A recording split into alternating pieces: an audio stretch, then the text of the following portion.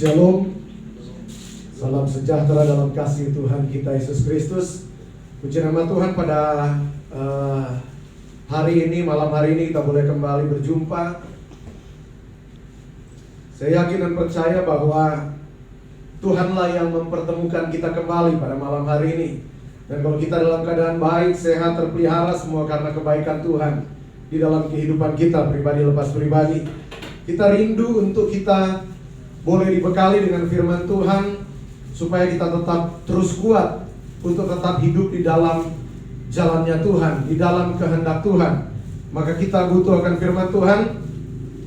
Dan firman Tuhan pada malam hari terambil di dalam 1 Petrus 4 ayat yang ke-7. 1 Petrus 4 ayat yang ke-7. Kita akan baca bersama-sama. Jemaat Tuhan dimanapun berada boleh ikut untuk membaca akan firman Tuhan. Ada Alkitab atau mungkin ada Alkitab di handphone, boleh kita sama-sama membacanya.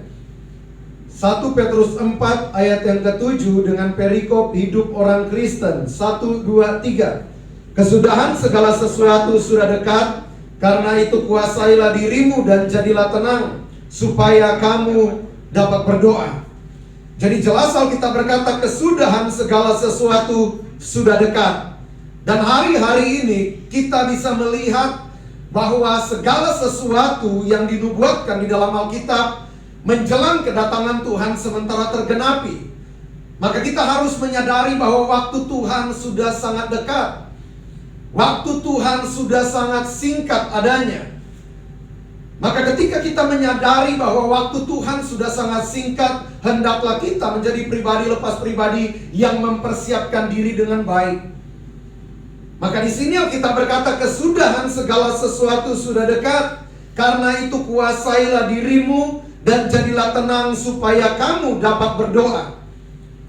Jadi kesudahan segala sesuatu sudah dekat. Alkitab berkata di dalam 2 Timotius 3 ayat yang pertama dikatakan bahwa pada hari-hari yang terakhir akan datang masa yang sukar.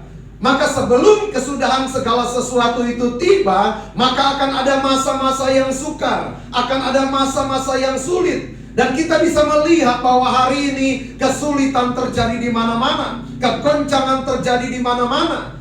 Maka Tuhan berkata di sini begitu, kuasailah dirimu. Jadi ketika goncangan demi goncangan terjadi di mana-mana, firman Tuhan berkata kuasailah dirimu. Begitu banyak orang dapat menguasai diri ketika segala sesuatu baik, bisa menguasai kehidupan peribadatan mereka di hadapan Tuhan, bisa menguasai akan segala sesuatu, hubungan dengan Tuhan bisa dikuasai dengan baik. Tetapi tidak ketika segala sesuatu dalam keadaan goncang. Banyak orang pun mengalami kegoncangan yang hebat. Tetapi firman Tuhan berkata kesudahan segala sesuatu sudah dekat, kuasailah dirimu.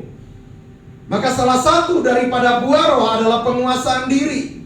Makanya kita butuh roh Tuhan di dalam kehidupan kita, supaya kita bisa ada di dalam situasi yang menguasai, bukan dikuasai.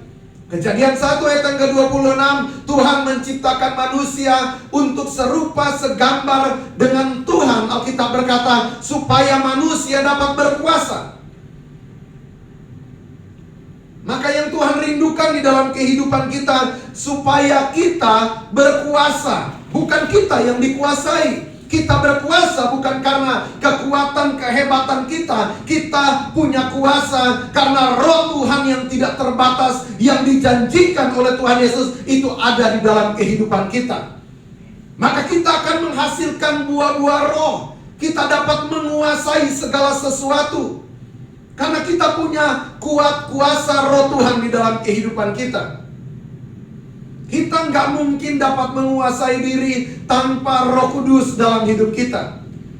Karena kita berkata dia adalah roh penolong, roh yang memberikan kita kekuatan supaya kita dapat menguasai diri kita, supaya kita bisa bertindak hati-hati.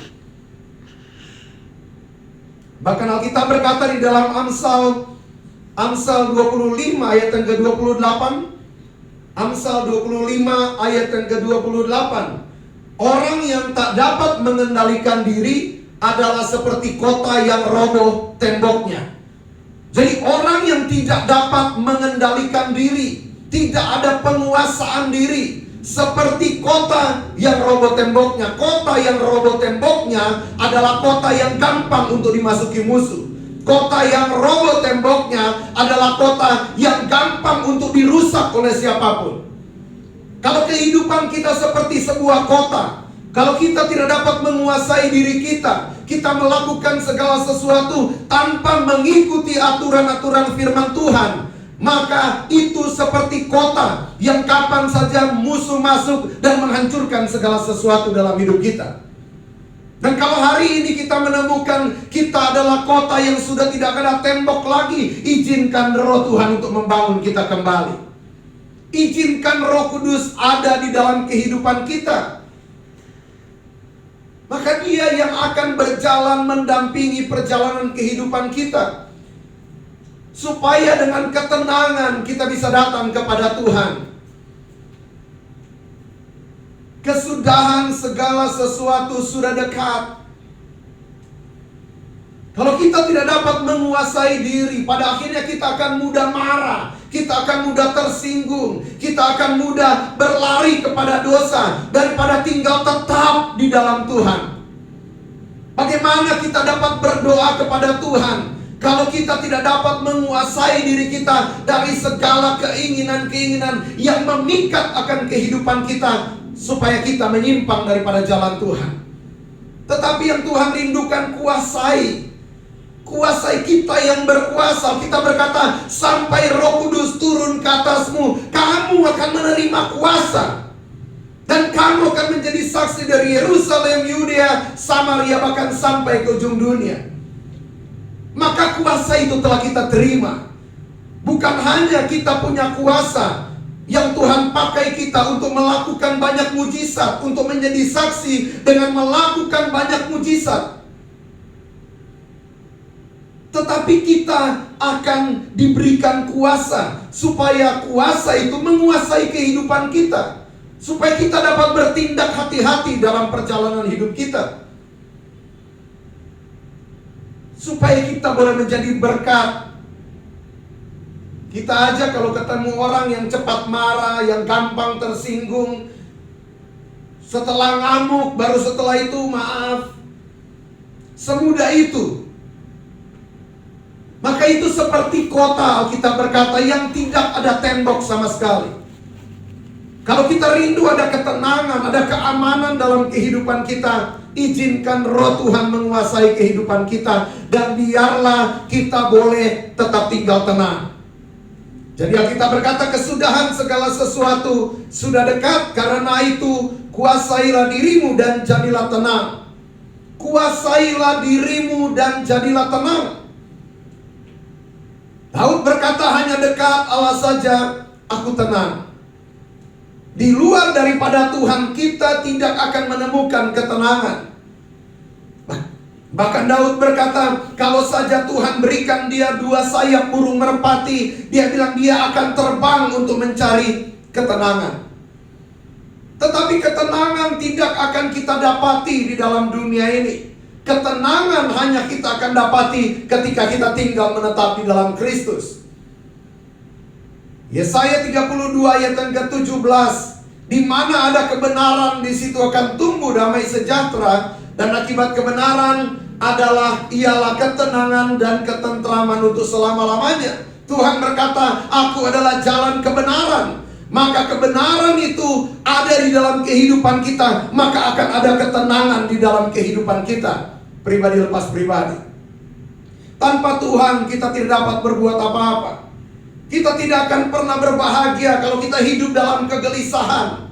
Kita nggak akan pernah berbahagia kalau kita tetap dikuasai oleh kegelisahan, oleh ketakutan, oleh kekhawatiran. Alkitab berkata orang yang bimbang tidak akan mendapat apa-apa. Seringkali kita datang kepada Tuhan, kita berdoa, kita datang kepada Tuhan, tetapi kita datang sebagai orang yang bimbang, tidak hidup dalam ketenangan. Tetapi orang-orang yang menyadari bahwa dia digembalakan oleh Tuhan, akan ada tetap di dalam ketenangan. Memang gak mudah kadangkala ketika ada goncangan terjadi dan kita tetap tinggal tenang. Maka yang menentukan adalah ketika Tuhan ada di dalam kehidupan kita, maka akan ada ketenangan yang berasal daripada Tuhan. Ketika badai terjadi, angin sakal terjadi, murid-murid dalam keadaan goncang di dalam perahu, Tuhan Yesus jam 3 subuh, dia berjalan menjumpai murid-muridnya, dan Tuhan Yesus berkata, tenanglah, ini aku. Tuhan berkata, tenanglah, ini aku. Dan hari ini kalau kita tidak hidup dalam ketenangan, hendaklah kita menjadi pribadi yang mengizinkan Tuhan hadir dalam hidup kita. Mengizinkan Tuhan berkuasa ada di dalam perahu kita, ada di dalam kapal kita. Bukan tentang kapal yang besar yang membuat kita tenang. Bukan tentang kapal yang mewah yang membuat kita tenang. Bukan tentang ekonomi kita yang kuat yang membuat kita tenang. Bukan tentang kepandaian kita yang membuat kita tenang. Tetapi ketenangan ketika kita tahu bahwa yang ada menjadi nahkoda di dalam kapal kita adalah Tuhan sendiri. Kita tidak ada apa-apanya, tetapi kita punya Tuhan yang luar biasa.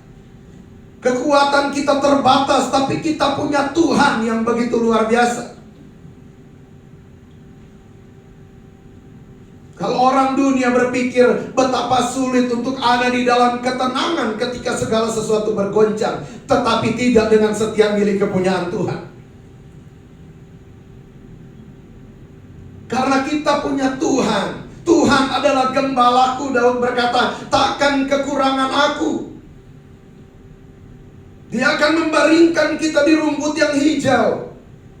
Bahkan dia akan bawa kita ke air yang tenang. Maka ketika kita sadar kita digembalakan oleh Tuhan, kita nggak usah takut. Kita punya Tuhan yang luar biasa. Alkitab berkata kekhawatiran membungkukkan badan. Jangan kita dikuasai oleh kekhawatiran, tetapi biarlah roh Tuhan yang berkuasa, yang menguasai kehidupan kita. Sekalipun kita melewati lembah kekelaman, kita tidak takut bahaya. Kita tetap ada di dalam ketenangan. Karena kita tahu yang menyertai kita adalah Allah yang setia. Yang menyertai kita adalah Allah yang perkasa. Maka Tuhan berkata, pikulah kuk yang kupasang, maka kamu akan mendapatkan ketenangan. Hanya firman Tuhan yang akan mendatangkan ketenangan di dalam kehidupan kita. Makanya yang Tuhan mau kita memakai kuk itu, supaya hidup kita diatur oleh firman Tuhan. Bukan kita yang mengatur Tuhan, tetapi Tuhanlah yang akan mengatur kehidupan kita. Arah mana yang harus kita jalani, jalan mana yang harus kita tapaki. Sekalipun Tuhan izinkan kadangkala kita melewati lembah kekelaman, tetapi di sanalah Tuhan akan menyatakan kemuliaannya dalam hidup kita. Nikmati apapun yang kita alami ketika kita berjalan bersama-sama dengan Tuhan hari ini.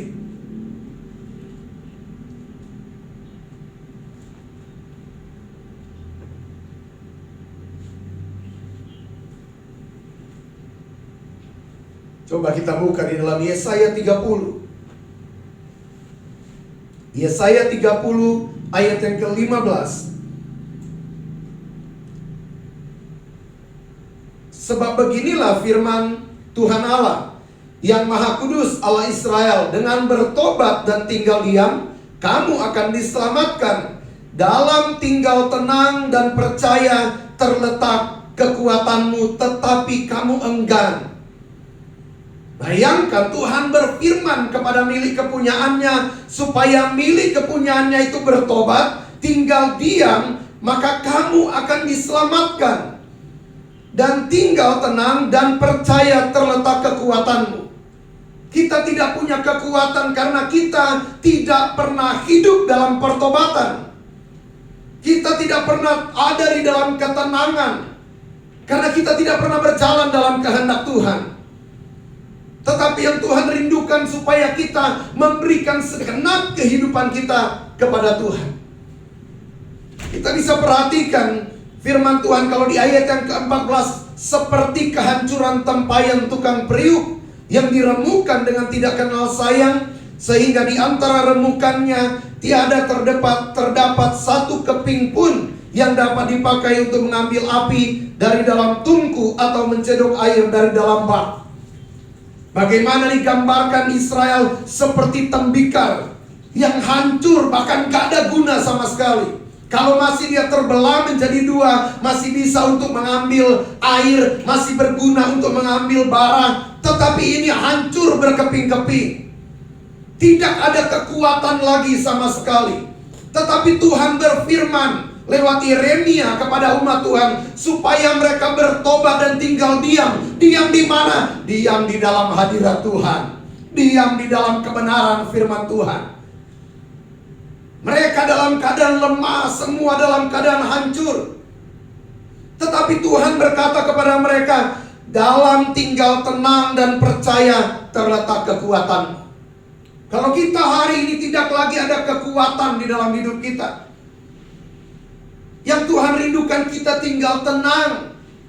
Tinggal tenang di mana? Di dalam Tuhan, di dalam firman-Nya, di dalam hadirat-Nya. Di sanalah kita ada ketenangan yang berasal daripada Tuhan. Bukankah kalau kita gelisah, coba kita datang berdoa. Sedangkan Alkitab berkata kalau kita mau berdoa, masuk ke kamar, kunci pintu dan berdoa. Apakah itu menjadi aturan yang mengikat kita bahwa kita tidak boleh berdoa di jalan, kita nggak boleh berdoa di mobil, kita harus pulang, masuk kamar dan di sana kita kunci pintu dan berdoa? Di tempat manapun hati kita bisa tetap masuk di dalam hadirat Tuhan. Kita masuk ke ruangan maha kudusnya Tuhan. Tetapi bagaimana kalau kita mau berdoa, kalau pikiran kita penuh dengan segala hal-hal yang duniawi, kita nggak dapat menguasai diri, penuh dengan begitu banyak masalah, persoalan, tidak ada kekuatan sama sekali dalam hidup kita. Padahal Tuhan bilang, kamu akan menerima kuasa. Tetapi manifestasi kuasa itu tidak pernah nampak dalam hidup umat Tuhan. Yang ada dalam perjalanan cuman penuh dengan sungut-sungut, cuman penuh dengan kekalahan yang dilihat dalam perjalanan. Tetapi dari mulut bilang, kita lebih daripada pemenang.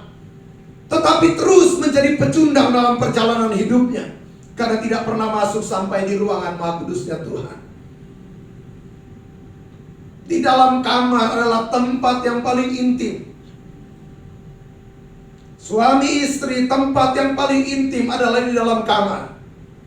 Segala sesuatu akan dibicarakan di dalam kamar itu.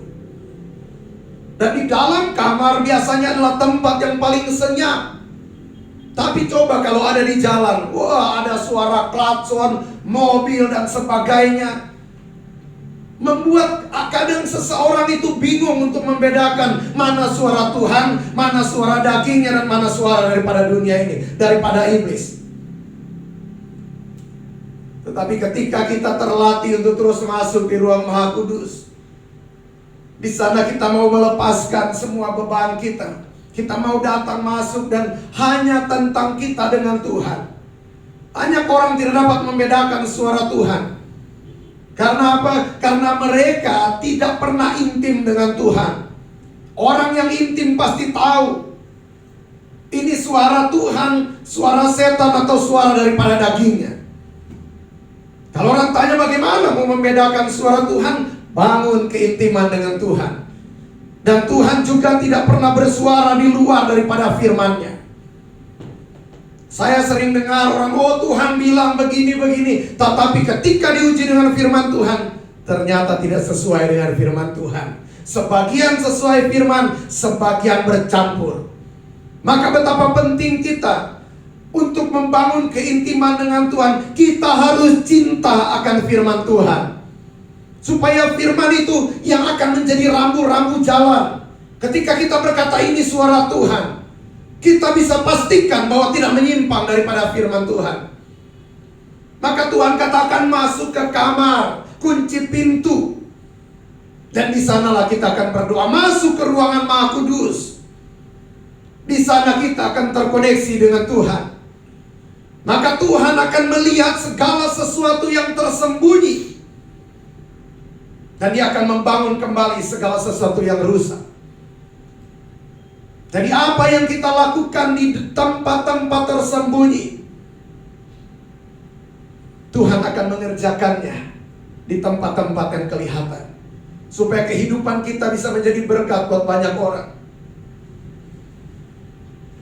Jadi yang Tuhan rindukan di dalam kehidupan kita hari-hari ini, ketika segala sesuatu hampir berakhir, yang Tuhan rindukan supaya kita menjadi pribadi yang menguasai diri. Ada penguasaan diri di dalam kehidupan kita. Kalau kita tidak punya penguasaan diri, kita akan mudah untuk terseret oleh arus dunia ini, oleh situasi, oleh keadaan. Tetapi bersama dengan Roh Tuhan, kita pasti akan berjalan dengan penuh kuasa, dengan otoritas yang luar biasa. Dan kita akan ada di dalam ketenangan. Dan ketika kita ada dalam ketenangan, kita akan dengan ketenangan akan datang kepada Tuhan. Tidak dengan kebimbangan. Sering orang berdoa tetapi bimbang, tidak dalam ketenangan.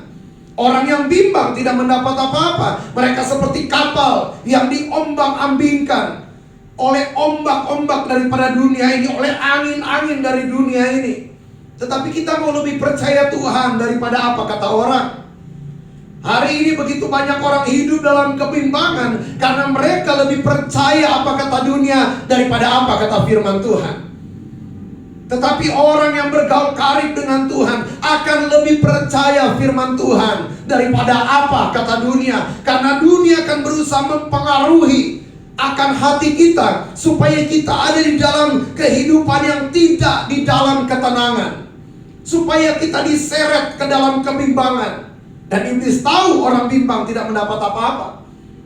Dan supaya kita tidak mendapat apa-apa, kita akan berusaha ditarik di dalam situasi supaya hati kita bimbang.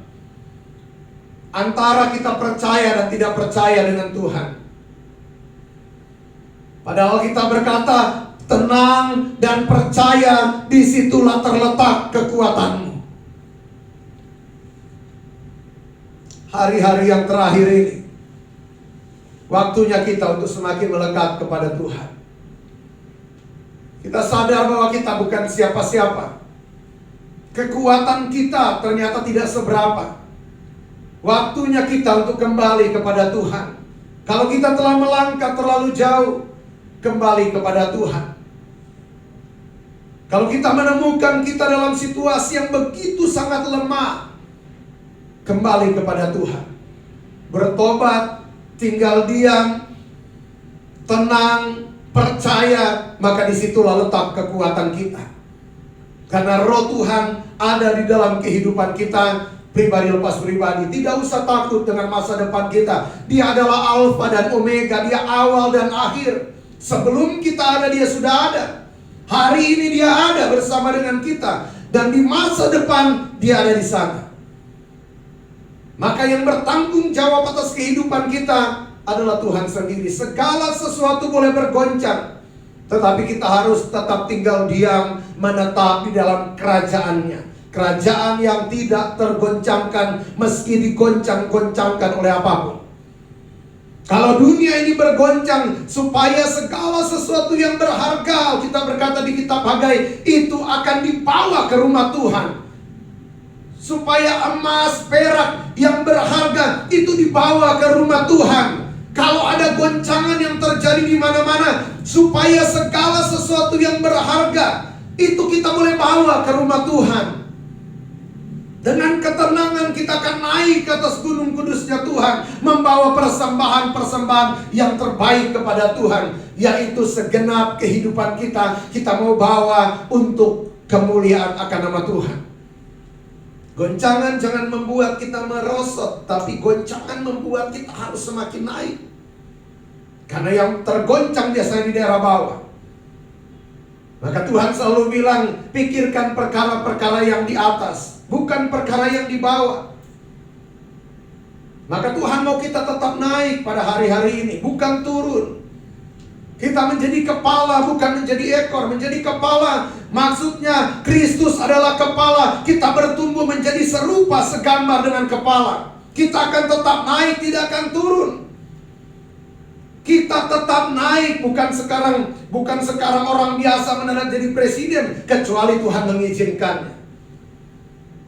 Kita akan tetap naik, semakin hari kita semakin serupa segambar dengan Tuhan. Bukan semakin hari kita semakin serupa segambar dengan dunia. Maka kita harus tetap tenang sekalipun segala sesuatu bergoncang. Sekalipun kapal perahu kita hari ini kecil, perahu kita. Tetapi kalau kita tahu bahwa yang menjadi nahkoda di perahu kita adalah Tuhan, nggak usah kita takut. Nggak akan karam kapal kita, perahu kita sekalipun kecil. Kadang-kadang kan kita membanding-bandingkan. Kita bisa melihat, wah semua orang sekitar dalam keadaan aman. Karena seolah-olah kita punya cuman skoci dan mereka punya adalah kapal pesiar yang besar. Karena mereka punya segala sesuatu yang berlimpah dalam hidup mereka. Tapi kita punya Tuhan pencipta langit dan bumi ini yang menjadi nahkoda dalam hidup kita. Maka tetap tinggal tenang dan percaya. Kita punya Tuhan yang luar biasa dalam hidup kita. Dan Dia yang menjadi jaminan atas hidup kita, atas masa depan kita. Dialah yang menjadi jaminan di dalam hidup kita. Tetap mengucap syukur, jaga hatimu dalam segala kewaspadaan. Dengan apa? Dengan firman Tuhan. Maka kita akan tetap ada dalam ketenangan. Jadi itu saja firman Tuhan pada saat ini. Semoga ini memberkati kita semua. Hari-hari yang terakhir ini kita harus menguasai diri. Penguasaan diri adalah buah roh yang terakhir. Kalau yang terakhir kita sudah bisa untuk menguasai diri, pasti kita akan menghasilkan buah-buah yang awal. Jadi Tuhan Yesus memberkati kita semua.